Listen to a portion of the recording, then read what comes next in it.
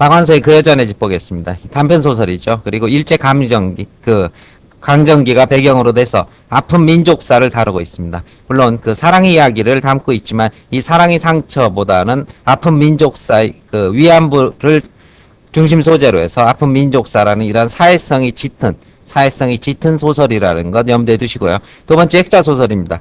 현재에서 과거로 회상 구조를 택해서 다시 현재로 이렇게 돌아오는 현재의 액자 소설을 형태를 취하고 있다는 거, 회상 구조라는 것 염두에 두시고 1인칭 관찰자 시점입니다. 내가 나오죠. 그렇지만 주인공은 아니고 만드기와 곱단이의 사랑의 이야기를 지켜보는 관찰자의 역할을 하고 있습니다. 본문 보겠습니다.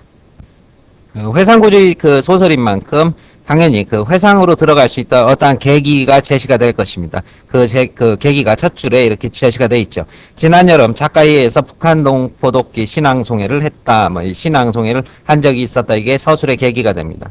시인들만 참여하는 줄 알았더니 원로들을 그쵸? 덕망이나 학식이 높고 그리고 나이가 많은 그쵸? 노령인 나이가 많은 사람들을 원로라고 얘기합니다. 자기가 평소에 송하던 시를 낭송한 순서가 있다고 나한테도 낭송해달라고 했다. 내가 원로 소리를 듣게 된 것이 당혹스러웠지만 그쵸? 이제 나이가 많이 들었다는 뜻이겠죠. 북한 동포독기라는데 핑계를 둘러대고 빠질 만큼 빤질빤질하지는 못했나 보다. 이제 이를 피하면서 게으르거나 이렇게 뺀질거리지 못했다는 것입니다. 이게 표면상에 이런 명분이 있었기 때문입니다. 하지만 그러나 이러한 표면상에 거역할 수 없는 명분보다 중요한 것은 낭송하고 싶은 시가 있었던 게 아니었을까 해서 실질적으로 자기가 참여한 이유는 어느 낭송하고 싶은 시가 있었는데 이 시가 바로 무슨 역할을 한다? 과거로 회상하는 회상의 액자 안으로 들어가는 그런 역할을 하게 될 것입니다. 나는 김용택의 그 여전의 집이라는 시에 사로잡혀 있었다. 매료되어 있었다는 거죠. 작품들의 매력에 푹 빠져 있었다. 김용택은 내가 좋아하는 시인 중에 한 사람일 뿐 가장 좋아하는 시인이라고는 말 못하겠다. 마찬가지로 그 여자네 집이 그 많은 시 중 빼어난 시, 수작 혹은 결작이라고 하는데 속하는지 아닌지도 잘 모르겠다. 그런 건 관심이 없고 일단 시가 좋다 이런 뜻입니다. 그 여자네 집은 다음과 같다 해서 이 시를 통해서 바로 과거 해상의 구조로 들어가는 회상의 이 사다리 역할을 하게 될 것입니다. 가을이면 은행나무 은행잎이 노랗게 물드는 집에서 이 명사형으로 종결하게 됩니다. 그래서 시 전체가 명사로 종결함으로써 시상이 집약됩니다. 이 집이라는 게 바로 화자가 말하는 이런 그리움의 대상이고 이러한 그리움의 시상이 집약되는 것이 명사로 종결되기 때문이다. 이렇게 되고 시 전체는 어떻게 이런 시각 그 다음에 촉각 이런 데에 심상들을 많이 활용하고 그 다음 또 이 계절감이 잘 들어있는 시다. 그리고 시 전체는 그 여자의 집에 대한 그리움이 주제다. 이 정도 보시면 될 것입니다. 은행님이 노랗게 물드는 집, 은행님이 감싸는 아늑함 이런 느껴지죠. 해가 저무는 날 먼 데서도 내 눈에 가장 먼저 뜨이는 집, 그리움 때문에 그렇겠죠. 생각하면 그리 웃고 이렇게 되어 있습니다. 이게 시적 허용이라고 그럽니다. 맞춤법을 맞추지 않아도 운율이나 이러한 어감의 효과를 위해서 시적으로 허용해주는 시적 허용이라고 하는 용어 알아두시고요. 바라보면 정다운 집, 어디가 더 늦게 집에 가는 밤이면 따뜻한 불빛이 검은 산 속에 살아있는 집이 생동감 느껴지고 따뜻한 불빛이라고 되어 있습니다. 불빛은 시각인데 이것을 따뜻하다는 촉각으로 표현했다. 공감각이라고 그러죠. 피부에 스미는 어둠, 역시 시각을 피부에 스미는 촉각으로 바꾸는 공감각적 표현 이런 것이 될 것입니다. 불빛 아래 앉아 술을 놓으며 앉아있을 그 여자의 까만 머릿결과 어깨를 생각만 해도 손길이 따뜻해져 오는지 살구꽃이 피는지 보면 살구꽃이 하얗게 피었다. 청순함의 이미지 오죠. 느껴지죠. 다시 여기서는 봄이라는 계절감으로 바뀌고 있습니다. 꽃잎이 하얗게 담 너머까지 날리는 집, 떨어지는 살구나무 아래로 물동이 속에 꽃잎이 떨어지면 꽃잎이 이른 긴 물결처럼 닿고 싶은 집 해서 화자의 정서가 이쪽 물결 속에 투영되면서 그 여자의 집과 함께 그 여자와 함께하고 싶은 이러한 정서의 투영이 물결 속에 담겨져 있다고 할 것입니다. 샛노란 은행잎이 지고 나면 그 여자 아버지 그 여자 큰오빠가 지붕에 올라가 하루 종일 노랗게 지붕을 이는 집, 지붕을 이다는 볏집이죠. 볏집으로 지붕을 덮는 일입니다. 노란 집. 어쩌다가 열린 대문 사이로 그 여자네 집 마당이 보이고 그 여자가 마당을 왔다 갔다 하며 무슨 일이 있는지 무슨 말인가 잘 알아들 수 없는 말소리와 옷자락이 언뜻 보이면 의태어죠. 의태어 사물이 보였다 사라졌다는 그런 모습을 의태어 표현하는 말이죠. 그 마당에 들어가서 나도 그 일에 참여하고 싶은 집에서 깊은 관심과 그리움의 모습이 형상화되어 있습니다.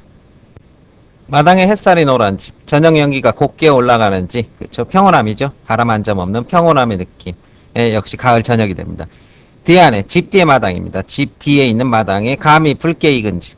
참새떼가 지저귀는 집 청각이겠죠, 당연히. 눈 오는 집. 아침 눈이 하얗게 처마끝을 지나 마당에 내리고 해서 이제 겨울로 들어갔습니다. 그래서 계절에 따른, 그쵸? 이 집안의 모습, 집의 모습이 주로 시각, 청각 이런 심상을 통해서 형상화되고 있다고 그랬습니다. 마당에 내리고 그 여자가 몸을 웅숭거리고 추위 때문에 움츠러들고 쓸지 않은 마당을 지나 뒤 안으로 김치를 내려가다가 직접 인용하고 아따 눈이 참말로 이쁘게 온다 이 하면서 토속어죠. 이 토속어를 통해서 이런 생동감을 전부 부여하고 있습니다. 하며 눈이 가득 내린 하늘을 바라보다가 속눈썹에 걸린 눈을 털며 이 눈썹이 어떻게 매우 길다는 뜻입니다. 이 눈썹이 매우 길어서 여기에 눈이 걸린다. 그래서 아름답다 뭐 이런 얘기를 눈썹이 매우 길다 이렇게 표현한 거죠. 김치통을 열 때 하얀 눈송이들이 김치통 안으로 내리는 집 시각입니다. 근데 대조가 돼 있다는 거 메모해 두세요. 김치통의 검은색과 눈의 흰색이 대조되는 이러한 시각적 심상을 이용하고 있습니다. 김치통에 엎드린 그 여자의 등허리에 하얀 눈송이들이 하얗게 내리는 집 반복을 통해서 강조하고 있죠. 순수한 이미지가 부각이 됩니다. 내가 목화송이 같은 눈이 되어 내리고 싶은지 눈 속에 화자의 정서가 투영이 됐습니다. 그래서 그리움을 강조하는 매개체 역할을 합니다. 밤을 새워 눈이 내리고 아무도 오가는 이 없는 늦은 밤 그 여자의 방에서만 따뜻한 불빛이 새어나오면 대조가 되어 있죠. 아무도 없는 적막함 속에 그 여자의 따뜻함이 대조가 되어 있습니다. 발자국을 숨기며 집마당을 지나 그 여자의 방 안 뜰방에 서서 그 여자의 눈 맞은 신을 보며 머리 어깨에 쌓인 눈을 털고 뜰방은 토방의 사투리입니다. 그래서 방 안에 들어가기 전에 흙을 다져서 이렇게 계단처럼 해서 올라가기 쉽게 만들어 놓은 것이 토방입니다. 그 여자의 눈 맞은 신을 보며 머리에 어깨에 쌓인 눈을 털고 가만히 내린 눈송이들도 들리지 않는 목소리를 아주 나직하게 가만히 그 여자를 부르고 싶은 집 해서 이쪽은 시행의 배열을 보십시오. 그 여자 내 집 이렇게 돼 있습니다. 그래서 가슴 설레이는 겁니다. 가슴이 설레서 한 번에 부르지 못하는 마음이고 그 다음 역시 그리움과 설레임을 강조하기 위해서 이러한 시행의 배열을 했다. 이렇게 알아두시면 됩니다. 어느 날인가 이 반복해서 강조를 하고 있습니다. 화자에게 잊지 못할 추억이니까 그렇겠죠. 못밥을 머리에 이고 가다가 나와 딱 마주쳤을 때 못밥은 모내기 중 먹는 밥입니다. 그렇죠? 모내기 하는 중에 먹는 밥이죠. 어머나 깜짝 놀라며 뚝 멈춰서서 두 눈을 동그랗게 뜨고 나를 쳐다보며 반가움을 감추지 않고 환하게 들판에 쌓인 고봉으로 담아놓은 쌀밥 이게 밥그릇이 있을 때 높이 이렇게 삶는 걸 고봉이라고 합니다. 그렇죠? 수북하게 닿는 쌀밥같이 환하게 하얀 이를 위해서 이게 환하게를 이렇게 느렸었습니다. 이 시적 허용입니다. 맞춤법에 맞지는 않지만은 이 여자의 아름다움을 어떻게 강조하기 위해서 환하게 하얀 이를 다 드러내며 웃던 그 여자. 그 여자가 꽃 같은 19살까지 살던 집 아마 시집가기 전까지겠죠. 이제는 없단 뜻이겠죠. 우리 동네 바로 윗동네 가운데 고사 첫집 좁은 골목길의 첫집입니다. 시골의 골목길을 돌아서 첫집. 내가 밖에서 집으로 돌아갈 때 차에서 내리면 제일 먼저 눈길이 가는 집이 관심 때문에 그럴 것입니다. 그 집 앞을 다 지나도록 그 여자의 모습이 보이지 않으면 저절로 발걸음이 느려지는 그 여자네 집. 지금은 이 세상에 없는 그 집 역시 강조가 되어 있습니다. 아쉬움의 강조. 내 마음속에 지어진 집, 추억 속에 이제 사라진 그런 과거의 회상의 모습의 이런 구조가 되어 있다. 이렇게 볼 것입니다. 눈 감으면 살구꽃이 하얗게 바람에 하얗게 날리는 집. 눈 내리고 눈이 살구나무 실가지 가느다란 가지 사이로 복화송이 같은 눈이 사흘이나 내리던 집 그 여자네 집 언제나 그 어느 때나 내 마음이 먼저 가 있던 집 그 여자네 집에서 역시 설레임의 강조로 시어를 이렇게 배치를 했습니다.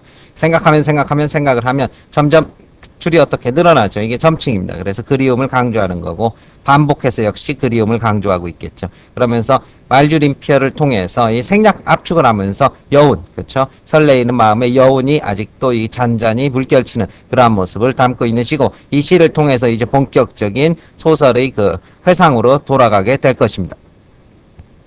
내가 녹색평론에서 이게 잡지 이름입니다. 그렇죠? 뭐 환경 잡지겠죠. 그래서 그 시를 처음 읽고 깜짝 놀란 것은 이건 바로 우리 고향 마을 곱다니와 만드기 이야기다 싶었기 때문이다. 이제 중심 소재로 들어가기 위해서 이렇게 갖다 붙인 겁니다. 이 곱다니와 만드기 이 사람들이 사실이 이 소설의 이제 주인공이고 작가는 관찰자죠. 지금 칠순, 70이죠. 고2라고 이렇게 흔히 하는 나이입니다. 훨씬 넘은 장만득 씨는 아직도 문학청년 기질을 가지고 있다. 불과 몇 년 전까지만 해도 신춘문예처럼, 신춘문예라는 것은 신문이나 잡지에서 이 매년 봄입니다. 1년에 한 번씩 이 봄에 새로운 그 작품을 응모를 받습니다. 그래서 이때 응모를 해서 이것이 그 채택이 되면 그때부터 작가로 등단이 하게 됩니다. 그래서 공식적으로 이 작가가 되는 이러한 길이 신춘문예입니다. 그 철만 되면 가슴이 울렁거린다, 설렌다고 했다.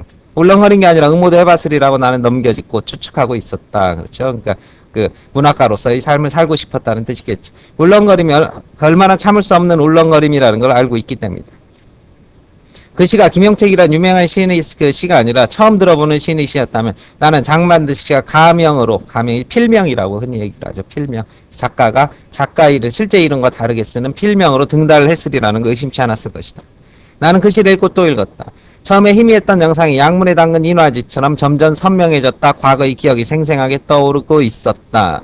숨어있던 수줍은 아름다움, 그렇죠? 바로 사춘기 시절 사랑의 추억들, 그렇죠? 사랑을 닮았던 애틋한 그 시절의 사랑의 모습을 그게 떠올라 주체할 수가 없어서 혼자 느릿느릿 포도주 한 병을 비웠다. 여운을 가지고 그것을 음미하고 있었다 해서 이제 본격적으로 이렇게 소설 안으로, 액자 안으로 이렇게 들어가게 될 것이고, 이 부분이 바로 액자 안으로 들어가는 사다리 역할을 하고 있는 것입니다. 곱단이는 그 범강장달이라고 그랬는데, 이 사람들은 그 삼국지에서 이 장비를 죽인 사람이죠. 근데 여기에서는 아주 건장한 사내, 이렇게 몸이 건강한 사내를 뜻한다 이렇게 보시면 됩니다. 하여튼 아들을 넷이나 둔 집의 막내딸이자 고명딸이었다 이렇게 되어 있습니다. 그래서 이 고명딸이라는 것은 아들이 아주 많은 집의 외동딸이었다는 거죠. 그 뜻입니다. 따라서 기염을 많이 받고 자랐겠죠. 부지런한 농사꾼 아버지와 착실한 아들들은 가을이면 우리 마을에서 제일 먼저 이영을 이었다. 근데 이영 이겁니다. 이 그 초가집 지붕에 올리는 요겁니다. 이게 이영입니다. 이영을 이었다. 그러니까 지붕가리를 집단으로 지붕가리를 할 때 이렇게 그 집으로 그 쭉 묶어서 만들어 놓은 걸 이영이라고 합니다. 5장정이 휘딱 해치울 5장정, 그러니까 아들 넷하고 뭐 아빠까지 하면 5명의 건장한 남자들이 금방 해치울 일이지만 제일 먼저 곱단이네 지붕에 올라앉아 부산을 떠는 건 만득이었다. 만득이는 우리 동네 유일한 중학생이라 이제 그 좀 배웠다는 얘기죠. 품앗이 일에는 저절로 제외됐곤 했건만 곱단이네가 일손이 모자라는 집도 아닌데 제일 먼저 달려들었다. 그 이유가 나올 겁니다. 곱단이 작은 오빠하고 만득이는 친구 사이였다. 그래도 마을 사람들은 만득이가 곱단이네 집이란 발벗고 나서고 싶어하는 게 친구네 집이라서가 아니라 표면상은 친구네 집이라 같지만은 곱단이네 집이기 때문이라는 것을 알고 있다. 본질적으로는 곱단이 때문에 그 일에 나섰다 이런 뜻입니다. 부엌에서 더운 점심을 짓느라 연기가 곱게 올라가는 가을날 곱단이네 지붕에 제일 먼저 뛰어올라 깃발처럼 으이스낸 만드기를 보고 동네 사람들은 속담이죠. 색시가 고우면 처갓집 말뚝에도 절을 한다. 그러니까 색시가 이쁘면은 저 처갓집 일은 모두들이 다 좋아 보인다 한더니만 하고 혀를 찼다니 겉으로는 핀잔을 주는 것 같지만 안으로는 그쵸 그런 것들이 귀엽고 대견의 그 애정 어린 표정으로 본다는 뜻입니다. 마트기가 곱단이 신랑이 되리라는 건 온 동네가 다 공공연하게 인정하고 있다는 증거였다. 공식적이었다는 뜻이겠죠. 둘 사이는 그들보다 우리 또래 사이에서도 선망의 대상이야. 부러움의 대상이라는 뜻입니다. 선망, 부러움의 대상이었다. 우리들은 그들 사이를 연애를 건다고 말하면서 야릇하고 아주 묘하게 마음이 설레곤 했다. 그렇죠. 그 어린 나이니까 이제 사춘기 나이니까 그렇죠. 40년대의 보수적인 시골 마을 이 소설의 배경이 됩니다. 그렇죠. 해서도 젊은 남자가 부모 몰래 사랑을 나눈 일이 아주 없었던 건 아니었나 보다. 누가 누구하고 바람이 났다, 눈이 맞았다, 배가 맞았다 이런 소문들은 다 부정적입니다. 소문이 부정적이었다. 그건 부모가 얼굴을 못 들고 다닐 만한 그쵸 스캔들이었다. 이 추문이죠. 추악한 소문 그쵸 이었고 그 뒤끝도 거의 너절하거나 아주 지저분하거나 꺼름직한 것이었다. 그렇지만 그쵸 그 만드기와 곱단이에 대해서는 그렇게 얘기하지 않는다는 얘기가 이어지게 될 것입니다. 곱단이하고 만드기가 좋아하는 것을 바람났다. 부정적이라는 표현이죠. 말하지 않고 연애 건다. 이거 긍정적인 표현입니다. 긍정적으로 말하는 것은 그런 스캔들과 차별짓고 싶은 마음에서였을 것이다. 마을 사람들로서는 일종의 애정이요 동경이었다. 누가 만드기와 곱단이 이런 러브스토리가 그렇다는 뜻이죠. 남자들은 서당에서 한문 공부를 하고 역시 그 정근대적인 모습입니다. 여자들 어깨 너머로 언문입니다. 한글을 해독할 정도로 까만 문만 면했다. 이게 문맹 상태는 면했다. 하나 면했다고 하지만은 22열이나 떨어진 이 마을에서 신식학교 교육은 아직 먼 통문이었다. 그쵸? 소문으로만 들어볼 뿐이지 현실적으로는 어려웠다. 그러니까 그림의 떡 혹은 화중지병이라고 합니다. 그림의 떡에 불과했다. 그러나 기회만 닿으면 자식에게만은 시켜보고 싶은 거였다. 연애에 대해서도 비슷한 생각을 가진 것 같다. 도시에서 배운 사람들에 대한 개화된 풍속에 대한 거역할 수 없는 호기심. 따라서 이 만득이는 아직 중학교를 다니고 있으니까 만득이에 대한 이런 선망의 마음이 있었다는 뜻이죠. 가지고 있었다. 젊은 사람들 사이뿐 아니라 사사건건 트집 잡기 좋아하는 노인네들까지 까다로운 노인네까지 연애는 일찌감치 인정받고 있었다. 왜냐하면 그들이 미처 연정을 느끼기 전부터 둘이 짝이 된다면 얼마나 보기 좋은 한 쌍이 될까 이 천생연분이라고 그러죠. 눈을 가느스름이 뜨고 아직 흐뭇하게 뜨고 상상하는 것만으로 즐거워한 게 노인들이었다. 만득이나 곱단이가 1년 개량하기에 1년 그러니까 추수해서 1년 동안 먹고 살기에는 모자라지도 넘치지도 않을 만한 토지를 가진 자작농이었고 자기 땅을 가진 농부란 뜻이겠죠. 인품 이후에서 어려운 사람 살필 줄 아는 집안이었다. 만득이는 위로 누나만 있고 곱단이는 오빠들만 있어서 귀한 아들, 딸이었다. 제 집에서 귀히 여기는 자식이 금지옥엽이라고 하죠. 제 집안에서 귀히 여기는 자식은 남들도 한 번 볼 거 두 번 보면서 덕담을 아끼지 않는 법이었다. 그들 또한 그렇게 그 덕담 속에서 둘이 잘 맺어지기를 마을 사람들이 바라고 있었다. 이렇게 그 전체적인 분위기를 전하고 있습니다. 곱단이는 시골 아이답지 않게 살깔이 치고 맑은 눈에 속눈썹이 길었다. 아까 시에도 나왔죠. 나는 그녀 속눈썹이 얼마나 길었는지 표현할 말을 몰랐는데 김용택의 시 중에서 가장 알맞는 말을 찾아냈다. 한방눈이 내려앉아서 실 만큼 길었다가 그렇게 돼 있었죠. 한방눈이 누가 이슬방에 대고 촉촉이 젖은 눈썹이 그녀의 검은 눈동자의 그늘을 들이오면 목석의 애간장이라도 녹일 듯 애틋한 표정이 되었다. 목석은 나무와 돌입니다. 여기에서는 감정이 없는 사람도 이런 곱단이 얼굴을 보면은 애간장이 녹을 듯 그렇죠. 아주 그 사랑의 감정이 그 마음속에서 일어날 수밖에 없는 그런 애틋한 표정이 되었다.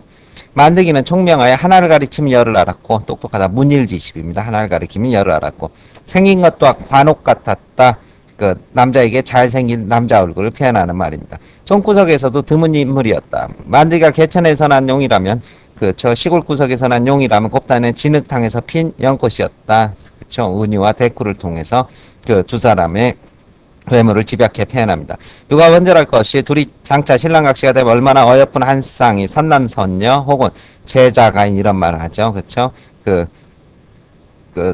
잘생긴 남자와 그렇죠. 그 여인 그 다음에 재주 있는 남자, 아름다운 여인, 여인 이런 것을 뜻하는 그런 말입니다. 이구동성 한 목소리로 두 사람의 천생연분을 점쳤다. 양가의 처지 또한 기울지도 넘쳐지 한쪽으로 기울거나 넘치지도 않았고 어른들은 소박하고 정직하여 사익감 며느리감 점주던 아이들을 어려서부터 눈여겨보고 아름답고 늠름하게 자라는 걸 기특하며 기여했다. 만득이와 그 곱다녀 만득이는 화초여 꿈이었다. 마을 사람의 기대를 받았다. 은유죠. 그러나 이 부분 서술자가 논평을 하는 부분입니다. 중매를 서본 사람 알 것이다. 남보기에 하늘이 정해준 배필처럼 어울린 한 쌍이 있어 맺어주는 것에 대한 책임의식을 느끼고 소명 책임의식을 느끼고 중매에 나서지만 본인은 이외로 무관심한 경우가 많다는 것을 안다. 그 다음 이 부분을 잘 보면은 남자 여자가 연정을 느끼는 건 신의 장난처럼 인간의 계획 밖의 일이다. 이들 둘이 이제 연정을 느낍니다. 하지만 둘이 맺어지는 것은 신의 장난처럼 인간 계획 밖의 일이다. 이 부분에서 서술자 논평을 통해서 살짝 복선아 불길한 느낌의 복선이 깔리기 시작합니다. 그렇지? 나서서 잘 되기를 꾀하거나 도와주려고 하면 대리 어깃장입니다. 일이 틀어지는 그런 속성까지 있는 것 같다. 이러면서 이제 두 사람 이야기를 계속 해나가고 있습니다. 그러나 만득이 곱단이는 마을 사람의 꿈을 배반하지 않았다. 둘이 관심을 가졌다는 뜻이겠죠. 곱단이가 만득이만 보면 유난히 부끄러움을 타기 시작하는 게 증거였다. 곱단이가 만들기 때문에 방구리를 깨트린 일, 이 방구리 이겁니다. 물도는 항아리 같은 거죠. 깨트린 일, 이 방구리는 그런다. 둘이 이제 애정과 관심이 드러나게 되는 그러한 소재 역할을 하는 것이 방구리라는 것, 메모해 두시고요. 두고두고 동네 사람은 입초시, 입방아에 수다 떠는 겁니다. 입방아, 그리고 회자됐다라고 합니다. 사람들 회자되었다. 이 부분이 이제 마을 사람들의 애정과 여전히 관심이 드러나는 부분이 될 것입니다. 윗마을, 윗골, 아랫골 합해야 20여 호밖에 안 되는 마을이라 우물이 하나밖에 없다. 물기는 전적으로 안악내 몫이었고 물동이고 동이를 손으로 잡는 법 없이 두 손을 자유롭게 놀리고 고개도 이리저리 돌려야 돌려 볼 거 다 보고 다닐 수 있어야죠. 능수능란하게 이제 물동이를 이고 다녀야죠. 이 비로소 살림의 관록 경험이 풍부한 주부였다. 계집애들 엄마의 그런 솜씨에 찬탄의 눈길을 보낸 남편, 언젠가 자기들도 그런 최고의 경지에 도달하지 않으면 안 된다는 압박감을 가졌음직하다. 계집애들은 어려서부터 물동이를 이고 싶다, 빨리 크고 싶어 했다는 뜻이겠죠. 아이들도 능히 일 수 있는 작은 물동이를 방구리라고 했다. 그러니까 물동이보다는 좀 작다는 얘기입니다. 그렇죠. 방구리는 실용적이기보다는 딸애들이 놀이기구에 가까워 깨트리기도 잘했다. 계집애를 얕볼 때 쬐그만 계집애란 말 대신 방구리만한 계집으로 통하는 게 우리 마을이었다. 곱단이는 귀한 딸이고 아까 고명딸이었다고 그랬죠. 고명딸이고 올케가 올케입니다. 오빠나 남동생이 부인인데 아까 오빠가 넷이 있었으니까 오빠 둘이 결혼을 했다는 뜻이겠네요. 둘씩이나 있어 물정이 같은 것은 아니어도 됐건만 자기 뭐 그 방구리를 가지고 있었고 친구들이 하는 건 다 해보고 싶은 나이였다. 호기심 어린 나이란 뜻이죠. 그렇죠. 그러나 머리에 있는 방구리 손잡이를 양손으로 움켜잡지 않고는 한 발자국도 못 되는 초보였다. 그렇게 물을 길어 가는데 저만큼 만드기가 오는 게 보였다. 만드기는 방울이 들어주려고 급히 달려고 곱다니는 에고머니나 그쵸? 이 부끄러움 때문에 그렇겠죠. 흘러내린 치마 말기를 치켜 올리려고 급히 방구리 손잡이를 놓아버린 것이다. 방구리가 깨진 것은 말할 것도 없다. 곱다니가 18살 가슴이 살구시만큼 부풀어 올라올 무렵이었다. 저고리를 짧게 입고 치마 말기로 가슴을 동일 때라 임질입니다. 물건을 머리에 이는 일을 임질이라고 합니다. 적어두시고요. 임질할 때는 겨드랑이와 가슴이 드러나게 돼 있다. 그 무렵 고장의 풍습으로는 젊은 여자들도 거기에 가슴에 대한 수치감은 별로 없었다. 머리에 물건을 이고 가는 엄마 뒤에 업힌 아이가 겨드랑이 밑으로 엄마의 앞가슴을 더듬거나 끌어당겨 빨기까지 하는 모습도 흔히 볼 수 있다. 가슴에 대한 수치심도 일종의 문화현상이 아닐까. 이 지역에 따라서 상대적이고 다 변한다는 뜻입니다. 그래서 가슴을 부끄럽게 여기고 이런 것은 절대적 기준이 아니라 문화의 요소일 뿐이다. 그 시절에 엄마의 가슴은 아이들의 밥그릇 정도로 여겼던 반면 배꼽을 드러내는 건 수치스럽다. 이렇게 해서 이제 이것이 그 시절의 문화적 풍토였다는 뜻이죠. 처녀는 좀 달랐겠지만 그런 풍토에서 방구리를 깨트리면서까지 가슴을 가리고 싶었던 것은 예사로운 일이 아니었다. 평범한 일이 아니었다. 즉 곱다니가 누구에 대해서 만드기에 대해서 호감을 가지고 있다는 사실을 분명히 드러내준 것이었다. 이런 뜻일 것입니다. 마을에서 만드기가 읍내 중학교로 진학하자 곱다니는 아버지를 졸라 심리 밖에 새로 생긴 소학교, 지금 초등학교를 얘기합니다. 분교에 입학했다. 방구리 사건이 있고 난 뒤였다. 분교를 간이학기라 불렀고 입학하는 데는 연령 제한 같은 것은 없었다. 남학생 중에서는 아이 아범도 있을 정도였다. 중학교도 마찬가지였나 보다. 만드기도 소학교만 나오고 몇 년 농사를 거들다가 시집간 큰 누나 신식교육의 필요성을 역설해서 상급하게 학교에 가게 됐으니 늦공부인 셈이었다. 그래서 늦공부 만학이라는 뜻입니다. 그래서 만드기가 중학교를 가자. 곱다니는 어떻게 소학교에 입학했다. 그래서 이게 곱다니가 만드기와 같이 있고 싶은 심리, 같이 다니고 싶은 심리가 들어있다고 볼 것입니다. 간이학교는 읍으로 가는 도중에 긴내골이라는 50여가 넘는 인근에서 가장 큰 마을에 있었다. 고개를 2번 넘고 시냇물을 건너야 했다. 만드기 곱다니가 하교길입니다. 시옷받침이 있어야 됩니다. 표시해 놓으시고요. 자연스럽게 같이 했을 것은 말할 것도 없다. 겉으로 보기에 두 사람이 유별나 보이진 않았다. 곱다니가 뒤져서 걷고 만드기는 휘적휘적 두 팔 크게 휘저으면서 앞서가다 기다려주곤 했다. 부부가 같이 외출을 해도 나란히 걷지 못하고 아내가 한참 뒤에서 걷는 걸 예절처럼 알던 시대의 봉건적인 거죠. 남존여비, 남자가 앞서가고, 그렇죠? 여자가 이제 뒤에 쫓아가는 유기적 사고방식이 그런 시대 모습입니다. 곱다니보다 갈 길이 곱절이 되는 만드기가 갑갑한 곱다니 걸음걸이를 참지 못한 휑하니 먼저 가버릴 적도 있었다. 이 부분에서는 아름다운 자연을 배경으로 해서 두 사람이 순수한 사랑이 부각되고 있다는 부분 염두에 두시고요. 그 다음에 이 흙다리입니다. 흙다리를 건너는 만드기와 곱다니 모습을 통해서 두 사람이 사랑이 점점 싹트고 발전해 나가는 그런 모습이 담겨져 있습니다.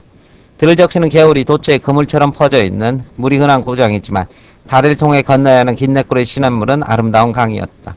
물은 깊지 않았지만 골이 깊어 길에서 수면까지 비스듬히 가파른 둔덕에는 아주 자잘한 들꽃들이 봄, 여름, 가을, 내일 쉼없이 피었다 지곤 했고 자갈과 잔머리와 꽃그림자 사이를 무리지어 유영하는 물고기와 장난치듯 부서지는 잔물결은 수정처럼 투명했다. 그렇죠. 아름다운 자연의 공간적 배경입니다.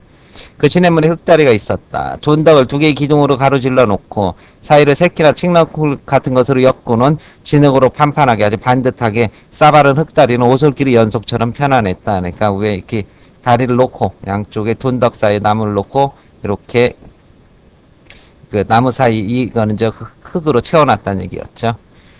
그러나 비가 많이 오거나 봄의 해토, 언 땅이 녹을 무렵에는 흙다리 곳곳에 구멍이 뚫렸다니 이쪽 중간중간 이제 구멍이 뚫리면 척 빠질까 좀 무섭겠죠. 미끌거리기도 했다. 불편은 잠깐 누군가의 손길로 감쪽같이 보수가 됐지만 문제는 장마주기나 미처 보수를 하기 전이었다. 이제 너나 할 거 없이 이런 것들이 있으면 다 고쳐놨는데 미처 보수를 하기 전의 일이었다. 계집 애들은 구멍난 흙다리 건너기를 무서워했다. 차라리 둔덕을 내려가 신발 벗고 전방정은 간물로 들어가는 게 안심스러웠다. 그렇죠. 여기 탁 빠지거나 미끄러지면 저 깊을 수 있으니까 그렇겠죠.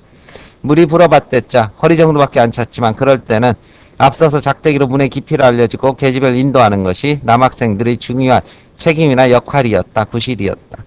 만들기는 곱다니가 산의 녀석들하고 치마를 배꼽 위까지 거서 올리고 속바지를 적셔가며 물을 건너는 걸 참을 수 없어 했다. 이게 이제 경계심이죠. 자기가 좋아하는 여자니까. 등기호는 물론 하굣길까지 어떻게든 시간을 맞춰갖고 있다가 흙다리를 건너게 해줬다. 이제 배려를 해주는 거죠.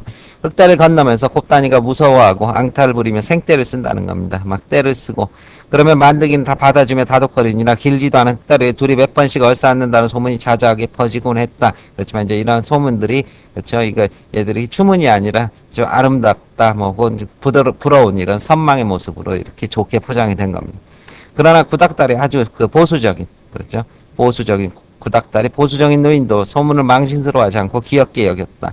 둘은 어차피 혼연할 테고 둘이 좋아하는 것은 아름다운 한 쌍의 새가 부리를 비비는 것처럼 이제 두 사람을 애정있게 보는 겁니다. 예쁘게만 보였다. 흙다리가 아니고 연애다리, 이제 흙다리 상징성이 여기 들어있습니다. 그러니까 흙다리 상징성 두 사람의 바로 사랑을 부각시키는 역할을 해주고 있는 것입니다. 중학교 상급반으로 오르면서 만드기는 문학에 눈을 뜨다 안목이 생겼다 이런 뜻일 겁니다. 한동안 그는 온의 무도, 온의 한탄과 고뇌의 무도, 춤이란 뜻이죠. 한탄과 고뇌의 춤, 아마 정신적 한탄과 고뇌의 춤이라는 이게 서구 시 글을 모아놓은 겁니다. 뭐 보들레로나 이런 사람들의 시를 김억이라는 시인이 모아놓은 서구 시의 최초의 번역집입니다. 그래서 굉장히 서구적이고 이국적이겠죠. 제목 자체가 온의 무도 뭐 이런데 서구적인 신식의 느낌이 많이 오죠. 시집을 책가방에 넣지 않고 옆구리에 끼고 다닌 적이 있는데 멋있어 보일 수가 없었다. 그렇죠? 이게 지금으로 치면 뭐 토플 토익이나 뭐 이런 책 끼고 있고 원서 넣고 다닐 때 이런 멋있어 보이는 그런 거 비슷합니다. 학교 신식학교 문턱에도 못 가본 이들도 남자들은 한문은 읽을 줄 알았다. 서당이 마을 사내들의 의무교육기관처럼 돼 있었다. 오네이무도라고 붙여서 읽을 수는 있어도 무슨 뜻인지 확 오는 것은 아니었다. 당연히 이게 서구적이니까 그럴 겁니다. 글자는 한자것만 낱말이 불러일으키는 이미지는 이국적입니다. 다른 나라, 한국과는 다른 나라적인 모습이고 하이칼라가 아주 멋진 모습에 당시에는 선진적인 그런 모습이었다. 어디서 흘러들어온 말인지 유입됐다는 뜻이죠. 하이칼라라는 말이 우리 젊은이들 사이에 한창 유행할 때도 했죠. 신식이고 멋들어지고 뭐 이런 것들이 이제 하이칼라란 말로 쓰였다는 뜻입니다. 이국적이고 겉멋들어 보이는 건 뭐든지 하이칼라라고 했다. 젊은이들 사이에서는 춘원, 이광수입니다. 소설가죠. 춘원 바람을 일으킨 것도 만드기였다. 이광수의 소설입니다. 단종의 슬픈 이야기, 무정 같은 춘원의 책들이 젊은이들 사이에 돌며 표지가 나달나달해질 때까지 읽혀졌다. 인기가 굉장히 높았다. 왜냐하면 당시 이 자유연의 사상, 무정 같은 데 들어있죠. 그 다음에 개화 사상 역시 다 들어있습니다. 이런 것들이 젊은이들을 만족시켰기 때문입니다. 거기 한번 맞들인 청년의 눈빛은 빛났다. 그러나 춘원이 창씨개명 일본식으로 이론을 바꾼 거죠. 앞장서고 청년들을 전쟁터로 내모는 연설 변절을 했죠. 일제 후기에 변절을 했습니다. 말을 퍼뜨려 청년들을 시리 배신감에 빠뜨리고 헷갈리게 만든 것도 만드기였다. 그가 마을 청년들이 정신의 맥을 쥐었다 폈다 좌지우지했다 조종했다고 해도 과언이 아니다. 2차 세계대전 말기입니다. 일본의 수탈에 아주 극계에 달했던 시대적 배경이 나옵니다. 접어들면서 마을의 형편도 어려워지고 있었지만 젊은이의 정신적 기갈, 배고픔과 목마름인데 이건 지식에 대한 기갈일 겁니다. 더 심각하였기 때문에 먹혀들기도 쉬웠다. 만드기가 퍼뜨린 책 때문에 마음이 통하는 젊은이들이 문학 얘기도 하고 세상 돌아가는 일에 대해 울분을 토로하기도 하는 모임이 형성되었는데 만드기가 중심인물이었다. 그러나 고작 만학이 이제 늦 공부를 하는 중학생이었다. 그래서 뭐 엄청나게 지식을 갖고 있지는 않았다는 뜻이겠죠. 식민지 시절의 청년의 의식 있는 모임, 그렇죠. 의식 있고 이런 각성적인 지식인의 모임이라기보다 만드기 지적 허영심을 충족시키는 장이었다. 만드기가 자기가 갖고 있는 지식을 좀 밖으로 내보이고 잘난 척하는 그런 장에 불과했다. 그렇죠. 이 부분이 바로 서술자가 그것의 모임의 성격을 논평하고 있습니다. 그는 가끔 자기가 쓴 시를 비장한 어조로 읽어주었는데 곱다니가 눈물이 글썽할 정도로 좋아하는 시가 나중에 알고 보니 이마의 시 딥은 표절했다는 뜻이네요. 이마라는 시인의 시를 마치 자기가 쓴 것처럼 이렇게 비장한 어조로 읽곤 했었는데 뭐 이런 것들이 이제 지적 허영심을 충족시키는 그런 장이었다 이렇게 말합니다. 오늘도 영일은 구름보다 높고 희망과 포부를 말할 겁니다. 누구이고 청년임에 이 청년 속에 시 속에 화자가 들어있는 겁니다. 그리고 화자가 나 이렇게 나와 있지 않고 청년이라고 이게 3인칭화해서 이러한 청년 중에 한 명이 이러한 포부를 말하는 형식으로 된 시죠. 너무나 좁은 하늘, 식민지 현실이겠죠. 식민지 현실의 좁은 하늘을 희망의 눈속 깊이 담으리라. 현실은 어렵지만 희망과 포부는 광대하다는 뜻일 겁니다. 호수처럼 담으리라.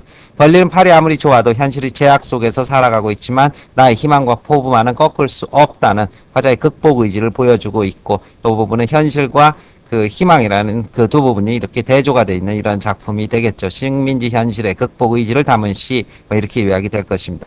이런 시였는데 팔을 벌리고 오 하늘보다 넓은 나의 바다를 할 때는 어찌나 격정적으로 목매어 부르는지 약간 우습죠. 그렇죠. 너무 흥분해서 막 오버하는 그런 모습이죠. 이걸 희화화라고 합니다. 그래서 서술자가 좀 우스꽝스럽게 이렇게 장면을 연상해 보십시오. 격정적으로 뭐 팔을 벌리면서 여자친구 앞에서 이렇게 폼 잡는 모습을 희화화하고 있습니다.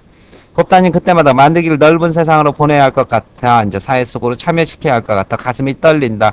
불길한 예감이 있다. 뭐 이런 것들이 이제 군데군데 이러한 긴장감을 조성하고 두 사람이 사랑이 잘 될 것인가라는 이러한 그 의문들을 이제 독자한테 주게 될 것입니다. 곱다니는 나에게 가끔 만들기가 보낸 편지를 보여줄 적이 있었다. 보여달란 것도 아닌데 보여주는 게 개면적었던지 쑥스러웠던지 혼자 보기 아까워서란 말을 덧붙이곤 했다. 연애 편지를 혼자 보기 아까워한다는 건 말이 안 되는 소리 어불성설이다. 뭐 이런 뜻이죠. 그냥 보여줘도 무관한 담백한 아주 순수한 편지라는 뜻도 되지만 곱다니 보기엔 그럴듯한 문학적 표현을 자랑하고 싶어서기도 했을 것이다. 이제 만들기에 대한 자부심이죠. 그중 아직도 생각나는 것은 곱다니네 울타리 밀새의 꽈리나무를 꼬막 파수꾼들이 초롱불을 빨갛게 켜들고 있는 것 같다고 표현한 것이다. 이제 그 꽈리의 이런 열매가 초롱불처럼 보였다. 그래서 이것을 의인화시켰고 뭐뭐 같다에 더 직유, 그 다음에 시각적 심상을 사용한 그런 표현입니다. 당시 우리 동네 집들은 거의 다 개나리로 칠한 뒷마당에 울타리를 치고 살았다. 그리고 네 집이나 울타리 밑에 꽈리가 자생했다. 먼저 스스로 알아서 번식했다는 뜻입니다. 봄에서 여름에 걸쳐서는 거기에 꽈리나무가 있다는 것을 모를 정도로 눈에 안 띄는 잡초나 다름없었다. 꽈리가 있다는 것을 알게 되는 것은 풀숲이 누렇게 생기를 잃고 난 가을이란 뜻이죠. 익은 꽈리는 단풍보다 고왔고 아닌 게 아니라 초롱처럼 앙증맞았다. 아주 깜찍하고 귀여웠다는 뜻입니다. 그러나 그만 되면 붉게 물든 감잎도 더 고운 감한테 자리를 내주고 들에는 고추가 다용포스로 물들 때였다. 꽈리란 심심한 계집애들이 입안에서 뽀드득 되는 것 외에는 아무짝에도 쓸모없는 하찮은 잡초에 불과했다. 이제 무용지물이었다는 뜻이죠. 뭐 별로 큰 용도는 없었다. 우리 집 울타리 밑에도 꽈리가 지천으로 흔하다는 뜻입니다. 자라고 있었다. 그렇게 흔해 빠진 지천과 같은 뜻입니다. 꽈리 중 곱다니의 꽈리만이 초롱에 불켜든 꼬마 파수꾼이 된 것이다. 이제 사랑하는 사람이 살기 때문에 그러한 감정이 이입된 거죠. 만들기는 어쩌면 그리움의 기억, 곱다니의 울타리 밑으로 개구명을 내려다 말고 이것은 부정적인 겁니다. 그렇죠? 내려다 말고 빨갛게 초롱불 든 꼬마 파수꾼, 이건 다시 이러한 부정적인 게 아니라 순수한 사랑의 모습이 되겠죠. 때문에 이성을 찾은 것이나 아닐까. 역시 두 사람의 순수한 개구멍을 파고 왔다 갔다 하는 게 아니라 순수한 이런 마음의 모습을 보여줍니다. 그렇지 않고서야 흔해 빠진 꽈리 중에 곱다니의 꽈리만을 특별한 꽈리로 만들 수는 없는 일이었다. 우리 마을은 꽈리뿐 아니라 살구도 흔했다. 살구나무가 없는 집이 없었다. 여북해야 오죽하면이란 뜻입니다. 오죽하면 마을 이름도 행촌리 살구나무촌이란 뜻이죠. 살구나무 마을이란 뜻입니다. 봄에 살구나무는 개나리와 함께 온 동네 꽃대골처럼 화려하게 꾸며주었지만 열매는 시금털털한 시고 떫은 개살구였다. 살군데 야생의 이런 뜻이 돼 있죠. 그래서 이 개는 혼자 안 쓰입니다. 살구는 혼자 쓰이는 거지. 이렇게 파생어라고 이렇게 얘기를 하고 이건 합성어 파생어에 정리를 해놨습니다. 약에 쓰려고 약간의 씨를 갈무리 챙겨놓았다. 이렇게 챙겨놓은 집이 있긴 해도 열매는 아이들도 잘 안 먹어서 떨어진 자리에서 썩어갔다 거름이 되었다는 뜻이죠. 그렇죠? 그다음 아름다운 마을이었다. 아주 단적으로 서술자가 논평을 한 부분입니다. 살구꽃이 흐드러지게 필 무렵엔 자운형과 오랑캐 꽃이 들판과 둔덕 언덕을 뒤덮었고 자운형은 고루 질펀하게 피고 보랑캐꽃은 소복소복 무리를 지어가며 다문다문 듬성듬성 피었다 이런 얘기입니다. 그렇죠? 살구가 흙에 스며 거름이 될 무렵에 분부이시는 찔레꽃이 외진기를 달밤처럼 숨가쁘고 그윽하고 아늑하게 만들었다. 이 낭만적 사랑의 정서를 고조시키는 그런 배경의 역할을 이렇게 하고 있습니다. 그래서 이 전체 이런 배경 자체가 아주 낭만적인 사랑을 부각시키는 정서가 고조되게 되죠. 그 예전의 집을 읽으면서 돌이켜보니 행촌의 흔한 살구나무 중에서는 곱단인의 살구가 가장 특별한 것 같았다. 다 같은 초가집 중에서도 만드기에겐 곱단인의 지붕이 유난히 샛노랬던 아주 노랬던 것처럼 흔해 빠진 꽈리 중에 곱단인의 꽈리만이 특별한 것처럼 곱단인의 행촌의 윗마을 첫 집이었다. 뒷동산에 흘러내리는 개울물이 곱단인의 휘돌아 아랫말로 흐르면서 만드기네 문전옥답의 논매미입니다. 그렇죠. 문전옥답 집 앞에 기름진 논에 또 논이란 뜻이니까 이것을 겹치는 잉여적 표현이라고 그러는 겁니다. 그래서 역전압이라고 했을 때 그렇죠. 전이 앞이란 뜻이고 역시 앞이 이게 잉여적 표현이 됩니다. 잉여적 표현이 됩니다. 그렇죠. 의미가 중복되기도 하지만 또 강조의 효과를 가지게 되죠. 곱단인의 살구나무는 곱단이 아버지가 딸과 딸의 동무들을 위해 그네를 맺을 정도로 큰 나무였다. 만드기는 아마 개울물이 하얗게 실어나른 살구꽃을 마치 연애편지처럼 울렁거리며 보았을 것이다. 않죠? 왜 그렇습니까? 거기 그 살구나무가 곱단인의 집에서 꽃이 내려온 것이기 때문에 그럴 것이고 이 부분 보면 아마 뭐뭐했을 것이다. 이 소설은 어떻습니까? 1인칭 관찰자입니다. 그래서 이 서술자는 관찰자의 위치에 서 있기 때문에 주인공 두 사람의 심리는 추측할 수밖에 없습니다. 그래서 아마 뭐뭐 했을 것이다. 이런 서술의 1인칭 관찰자라는 서술의 특징을 보여주는 것입니다. 자, 이 부분까지가 전개 부분의 끝입니다. 이제 소설은 본격적인 위기로 향하게 됩니다.